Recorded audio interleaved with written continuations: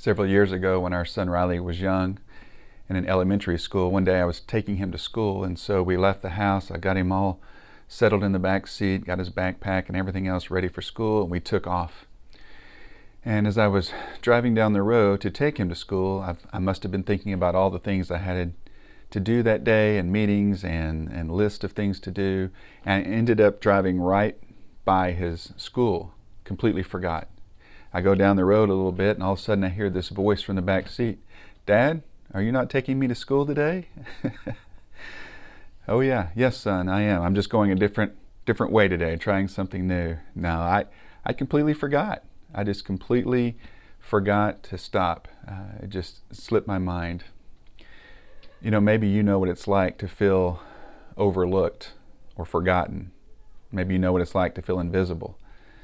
Many of us know what it's like at different times in our life to feel unseen.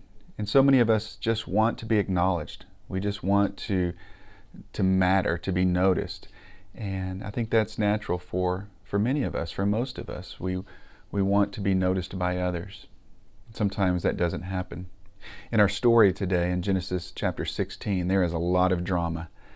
A lot of things going on with Abram and Sarai, and they have been promised a child by God, and yet it's been some time. They get a little bit impatient, and Sarai decides to take matters into her own hands. And so she comes up with this plan to give her maidservant Hagar as a wife to Abram, and maybe if she can get pregnant, then they'll get this child that God has promised. And so that's what happens, and sure enough, Hagar gets pregnant.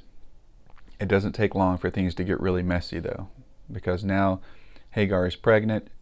She begins to despise Sarai. Sarai begins to get jealous of Hagar, and she mistreats her. And finally, Hagar has had enough, and she ends up leaving. She leaves. Maybe she's going home. Maybe she's going back to Egypt. She was an Egyptian slave girl, so maybe she's going back. We don't know for sure. But God finds her. And when he finds her, he assures her that he is with her.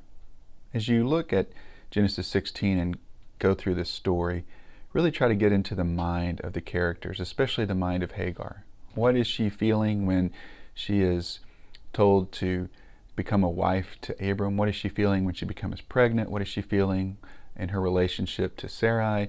And then what is she feeling that compels her to leave, to run away? Maybe she feels alone. Maybe she feels unseen. She feels invisible. God finds her there. And his messenger assures her that God is with her and that God has a plan for her and for this child. Well, she is floored.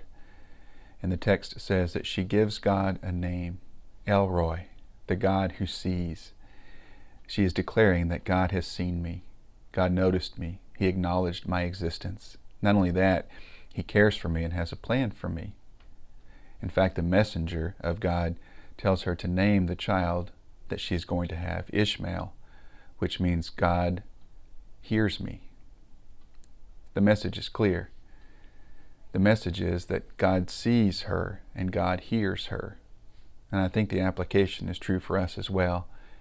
Sometimes when we feel unseen or invisible or unnoticed or discarded or disregarded, God sees us. He sees you and he hears you. Psalm 33 says, "The eyes of the Lord are on those who fear him." God's eyes are on you. He's watching you.